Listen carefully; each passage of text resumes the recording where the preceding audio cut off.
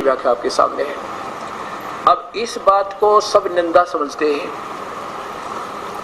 और ये निंदा नहीं, आपके लिए एक रहम मालिक का, रहम उस परमेश्वर का जिसने आकर अपनी सत्ज्ञान बताया आपके पास इस दास की ड्यूटी लाके। अब इन सभी महापुरुषों की व्याख्या से आपके सामने प्रमाण हो गया कि इनके पास ना तो कोई मंत्र है, ना इन्हें कोई परमात्मा की उपलब्धि होती थे उआ बाई नहीं बकते, नहीं कहते, जो शास्त्र से भी नहीं मेल करता, ना उन महापुरुषों से जिन्हें परमात्मा ने देखा। गुरु नानक देव जी ने कल आपने उसका प्रमाण देखा गुरु ग्रंथ साहिब के अंदर, और चारों पवित्र शास्त्रों के पवित्र उन धर्मों के गुरु सदग्रंथों में उस अनमोल रत्न में देखा कि परमात्मा आकार में है, मनुष्य सदृश है। एक बार 10 मिनट का झलक ये भी आपको दिखाते हैं फिर, क्योंकि इसका इसके साथ फिर लिंक बनता है।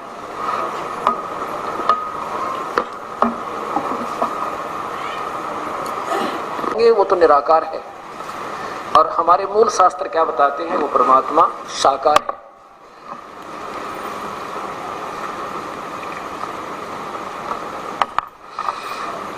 ये देखिएगा पवित्र बाइबल, ये बाइबल, ये पुस्तक जो है ये बिल्कुल सही अपने चारों धर्मों के, लेकिन इनको समझने वाले कमजोर रहे। ये कहां से है? पवित्र शास्त्र बाइबल, इंडिया बाइबल लिटरेचर, 67 बरकार रोड, मद्रास, कल्पक, दूरभाष। इतने इसके बिल्कुल प्रारंभ में, जहां से प्रारंभ होता है विश्व की उत्पत्ति, विश्व की सृष्टि के 7 दिन, पहला दिन, दूसरा दिन, तीसरा दिन और चौथा दिन, और ये 5वां दिन। नीचे देखिए 6ठा दिन, इसमें बताया है कि परमात्मा कैसा है। फिर परमेश्वर ने कहा हम मनुष्य को अपने स्वरूप के अनुसार अपने समानता में बनाएं, और वह समुद्र की मछलियों, घरेलू पशु पक्षियों से यानी उनसे अधिकार रखे, उनसे वो सियाना हो, कंट्रोलर हो। जब परमेश्वर ने मनुष्य को, तब परमेश्वर ने मनुष्य को अपने स्वरूप के अनुसार उत्पन्न किया। तो भगवान आकार में है, मनुष्य जैसा है, अपने स्वरूप के अनुसार परमेश्वर ने उसको उत्पन्न किया। फिर नर नारी करके मनुष्यों की सृष्टि की। सीधा इति सिद्धम, परमात्मा मनुष्य जैसा है, और जिसने 6 दिन में सृष्टि रची, 7वें दिन सतलोक अपने तख्त पर जा बैठा। और कहीं परमात्मा ने मांस खाने का संकेत नहीं दे रखा, ये मूल मालिक के आदेश हैं। उसके बाद कोई आगे आदेश संकेत है, वो पुराणों की तरह ऋषियों के हैं, वो थानेदार दरोगा वाले आदेश हैं, वो मानने से हमें हानि होगी। फिर परमेश्वर ने उनसे कहा सुनो, जितने बीज वाले छोटे छोटे पेड़ सारी पृथ्वी के ऊपर जितने वृक्ष वाले बीज वाले फल होते हैं, वे सब मैंने तुमको दिए हैं, वे तुम्हारे भोजन के लिए हैं। कहीं मांस खाने का पूर्ण पिता का संकेत नहीं है, आदेश नहीं है। और फिर जितने पृथ्वी और पशु और पक्षी, आकाश के पक्षी और पृथ्वी रंगने वाले जंतु हैं, जिनमें जीवन के प्राण हैं, उन सब के खाने के लिए मैंने हरे हरे छोटे पेड़ दिए, और वैसा ही हो गया। इनको भी मांस खाने का किसी को आदेश नहीं है। फिर परमेश्वर ने जो किया था अच्छा लगा, देखा, फिर 7वें दिन विश्राम किया। जो कुछ किया था 7वें दिन समाप्त किया, और परमेश्वर ने 7वें दिन को आशीष दी, वो पवित्र ठहरा। अब पवित्र बाइबल ने प्रमाण कर दिया वो मनुष्य जैसा है। और ईसाइयों को पूछ लो, वो क्या बताएंगे? What is the form of God? वो कहेंगे गॉड इज फॉर्मलेस, परमात्मा निराकार है, कोई आकार नहीं। और शास्त्र बताओ आकार। हिंदू ने पूछ लो, कहते परमात्मा कैसा हो? तो निरंकार है। और इनसे पूछ लो सिख धर्म से, आज वो भी कहे तो निरंकार है। और हमारे शास्त्र बता रहे हो तो आकार मनुष्य जैसा, उसका नाम कबीर है। वो मनुष्य, उसके 1 करोड़ सूर्य मिला दे, 1 करोड़ चंद्रमा उसके तेज से निकल रहे। ऐसा सब महापुरुषों ने, गुरु नानक देव जी ने आंखों देखा उस परमेश्वर को और प्रमाण दिया। गरीबदास जी ने आंखों देखा, उनका प्रमाण दिया, और ये शास्त्र भी सेम प्रमाण दे रहे हैं। आज से 600 साल पहले कबीर परमेश्वर स्वयं आए थे, पूर्ण ब्रह्म सतपुरुष अकाल मूर्त। उन्होंने अपनी महिमा आप बताई थी। उससे पहले कोई सचखंड का जिक्र किस शास्त्र में दिखा दो हमने, या कहीं भी हो तो, या सतलोक या सतनाम दिखा दो किधर। उस परमात्मा ने ऐसे वेद प्रमाण देते हैं कि वो आप ही आकर अपनी सारी महिमा बताता, कोई और बता ही नहीं सकता। अब इसके बाद देखो कुरान शरीफ।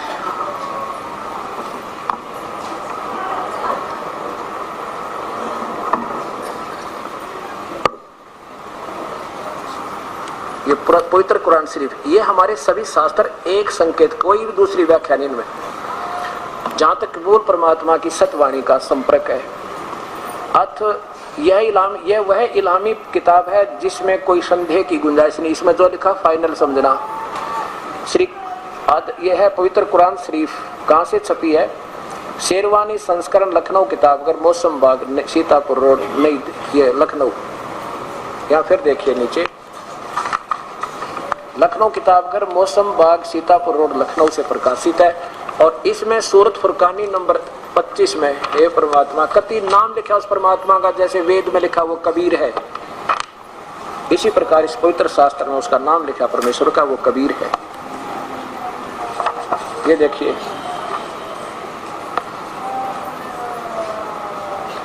सूरत फुरकानी, कुरान शरीफ, सूरत फुरकानी 25, इसकी आयत नंबर 52 में, हाँ ये 61-67 आ गई। ये देखो 52 में कबीरन शब्द है, कबीरन, ये कबीर है क्योंकि अरबी भाषा में कबीरन है, हिंदी में लिखेंगे उसको कबीर लिखो चाहे कबीरा लिख दो, एक का बात है। अब इसके साथ साथ कुरान मजीद और दिखाऊंगा जब आपका बेटा विश्वास दृढ़ होगा। ये देखिएगा कुरान मजीद, तजुर्मा यानी अनुवाद किया फतेह मोहम्मद खान साहब जालंधरी, मोहम्मद एंड कंपनी इसके प्रकाशक हैं, फरीद बुक डिपो दिल्ली से इसका प्रकाशित हुई है। इसमें भी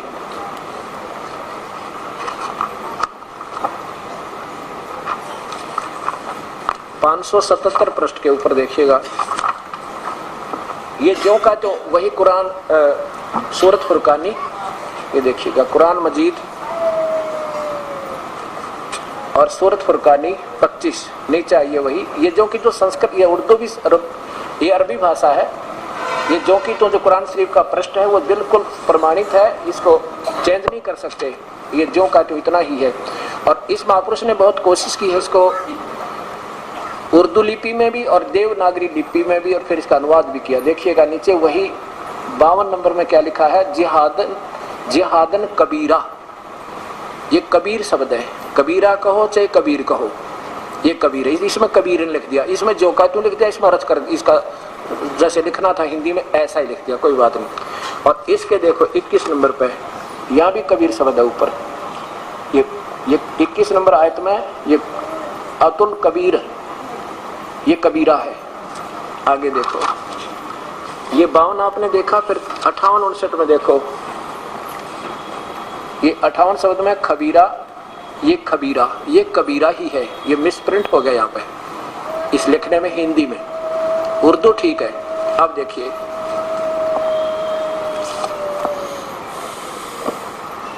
और यही अपने पवित्र शास्त्र से भी प्रमाण दे रहे हैं, यहाँ देखिएगा, ये फिर वही पवित्र शास्त्र कुरान शरीफ को आपको दिखाते हैं।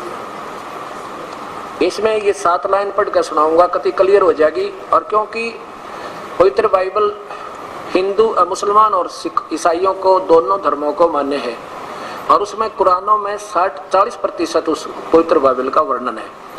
अब कबीर, ये कबीरन है, इसका अर्थ क्या है, फला तुतियल काफिरन वजाहिदुम कबीर जिहादन कबीरन, इसका अर्थ ये बनता है जो हजरत मोहम्मद जिसे अपना भगवान मानते हैं, जैसे गीता जी में अर्जुन श्री कृष्ण को भगवान मान रहा था, उसमें बोल रहा था काल ब्रह्म, तो वो बोलने वाला भगवान कह रहा है, यहाँ देखो इनकी अनुवाद किया इस महापुरुष ने, ए पैगंबर हजरत मोहम्मद को कह रहा है भगवान अल्लाह, जिसको हजरत मोहम्मद जी अपना खुदा रब मानते थे, वो कहता है हे पैगंबर तू इन काफरों का कहा न मानना है। और इस कुरान की दलीलों पे, यानी मैं जो तुझे बता रहा हूँ इसको आधारित मान के, सत्य मान के उन काफरों से संघर्ष करना, बड़ा इन्होंने अर्थ कर दिया, बड़ा कबीर का अर्थ बड़ा कर दिया, बड़ा नहीं लिखना था, या लिखना था उस कबीर परमेश्वर के लिए संघर्ष करना। ये काफिर तो मानेंगे नहीं, वो परमात्मा है कबीर जो तुझे जिंदा रूप में मिले थे आकर के, और तो उनकी बातों पर मत आना, उनके लिए संघर्ष करना, और इस कुरान को मध्य नजर रखते हुए कि मैं जो कह रहा हूँ ये ठीक है, इसलिए उस कबीर के लिए संघर्ष करना, लड़ाई नहीं करना, उनकी बातों में। और ये वही है, ये वो परमात्मा है जिसने 6 दिन में सृष्टि रची, 7वें दिन तख्त पर जा विराज। अब देखो इन खबीरा 58 नंबर पे, और यहाँ खबीरन, ये कबीरन कहो चाहे कबीरा कहो वो एक ही बात है। अच्छा यह देखो, अब फिर कहा कि अब 53 में क्या लिखा है कि ये वही है, ये कबीर वही परमात्मा है जिसने 2 दरियाओं को चला मिलाया। नीचे आ जाओ, हम ज्यादा ना दिखा करके, आपको तो दिखाना चाहती है। देखो ए पैगंबर उस जिंदा पे, जो जिंदा महात्मा रूप में तेरे पास आए थे, उस पर भरोसा रखना, और जो कभी मरने वाला नहीं है, अविनाशी है। तारीफ के साथ उसकी पाकी बयान करते रहो। अपने बंदों के गुनाहों को यानी वो माफ कर देता है। बड़ा खूब यहाँ या 58 शब्द में कबीरा है, बड़ा लिख दिया, काफी लिख दिया, काफी तेरे यह लिखना था। वो कबीर परमेश्वर अपने प्यारी आत्माओं के पाप कर्मों का भी विनाश कर देता है, वो काट देता है। आगे देखो, और ये वही है जिसने आसमान और जमीन के बीच में जो कुछ उनके बीच में है सबको 6 दिन में पैदा किया और फिर तख्त पर जा विराजा। तख्त पर जा बैठा वो परमात्मा, आकार हुआ जो बैठा था जाके। आगे देखो, और वो अल्लाह बड़ा, वो अल्लाह कबीर रख दिया ना यहाँ पर, बड़ा की जगह कबीर, वो अल्लाह कबीर है जिसे अल्लाहु अकबरू कहते हैं, अकबर कहते हैं, वो कबीर है। वो अल्लाह कबीर बड़ा रहमान है, दयालु है। और उसकी खबर किसी बाखबर से पूछ देखो।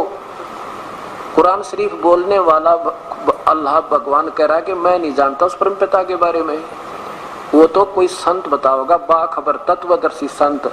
उसकी खबर किसी बाखबर इल्म वाले से पूछ देखो, वेल नोन तत्वदर्शी संत से पूछो, मैं नहीं जानता उसको।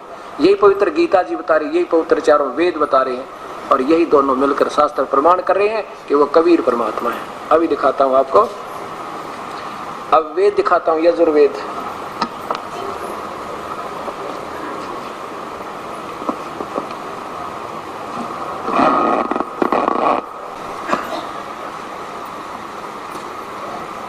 जो का तो लिखा है वो कबीर परमेश्वर है, और शाम वेद में तो कम से कम 100 जगह लिखा है वो कबीर नाम उस परमेश्वर का, कबीर। अब देखो शाम वेद में, यजुर्वेद अध्याय नंबर 5 के और मंत्र नंबर 32 में। अब वैसे दास ने पहले भी इसका प्रमाण दिया है कि अग्नि माने परमेश्वर होता है, अग्नि माने परमेश्वर होता है। और इस महापुरुष ने जो स्वामी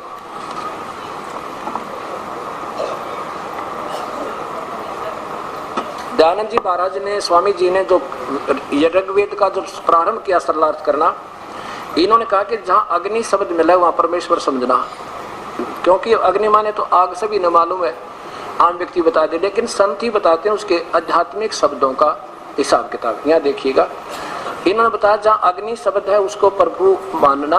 वैसे तो अग्नि का फिर संदेश बताएगा, जहाँ अग्नि काम होगा तो अग्नि का अर्थ होगा। इसमें क्या बताते हैं, जहाँ अग्नि शब्द है, ये कहां से प्रकाशित है, सार्वदेशी देशी कार्य प्रतिनिधि सभा 3/5 महर्षि दयानंद भवन रामलीला मैदान नई दिल्ली। अब ये 10 मिनट का सत्संग आपको बिल्कुल निर्मल कर देगा, आपको विवश कर देगा सच्चाई की तरफ अग्रसर होने के लिए। ऋग्वेद भाषा भाषा प्रथम मंडल प्रारंभ में ही अग्नि शब्द से शुरू हुआ। इस अग्नि शब्द के लिए महापुरुष जी क्या बताते हैं कि अग्नि आदि शब्द के 2 अर्थ करने प्रमाण है। इस ऋग्वेद मंत्र के में यह जाना जाता है कि एक सद्ब्रह्म के, एक तो ब्रह्म भगवान, एक सद्ब्रह्म यानी एक तो परमात्मा, एक पूर्ण परमात्मा। ये सद्ब्रह्म माने सच्चे भगवान के, एक झूठा भगवान है और एक सद्ब्रह्म पूर्ण परमात्मा के अंदर आदि अनेक नाम हैं। इस यजुर्वेद के मंत्र से अग्नि आदि नामों करके सच्चिदानंद परमात्मा का लक्षण वाले ब्रह्म को जाना जाता है। आदि इत्यादि प्रमाणों से अग्नि शब्द ब्रह्म और परमात्मा इन 2 अर्थों का वाची है। इस प्रमाण से अग्नि शब्द से प्रजा कर शब्द करके भौतिक और प्रजापति करके ईश्वर का ग्रहण किया जाता है, और इस व्रत का पति परमेश्वर है। इस प्रकार ऋग्वेद के प्रमाण से ज्ञान वाले तथा सर्वज्ञ प्रकाश होने करने वाले विशेषण से अग्नि शब्द करके ईश्वर का ग्रहण होता है। जहाँ पर अग्नि शब्द मिला कहते हैं अग्नि माने भगवान परमेश्वर समझना, ये मानकर चलना। अच्छा देखो, फिर इनके संकेत के आधार पर इन महापुरुषों ने साम वेद का, ये महर्षि दयानंद जी ने नहीं किया, बाकी इनके अनुयायियों ने इन्हीं की टिप्पणी को आधार मानकर साम वेद का अनुवाद किया। यजुर्वेद और साम वेद ये दोनों ही इकट्ठे जलदबंद हैं। यहाँ देखिए कहाँ से प्रकाशित है, प्रधान कार्यालय दयानंद संस्थान वेद मंदिर महात्मा वेद भिक्षु सेवा आश्रम मुखबेलपुर दिल्ली। इसमें जहाँ से ये श्याम वेद प्रारंभ होता है वहाँ चलिए,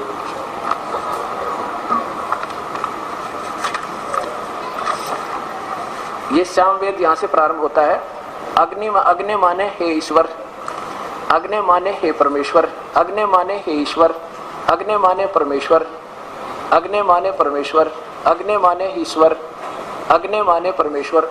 जितने भी है सब में अग्नि माने परमेश्वर ईश्वर, अग्नि माने परमेश्वर, अग्नि माने परमेश्वर, अग्नि माने परमेश्वर, अग्नि माने परमेश्वर। और अब जहाँ अग्नि माने परमेश्वर लिखना था वो नहीं लिखा, क्योंकि इन्होंने अपनी थ्योरी में सत्यार प्रकाश में फाइनल कर रखा है परमात्मा निराकार है।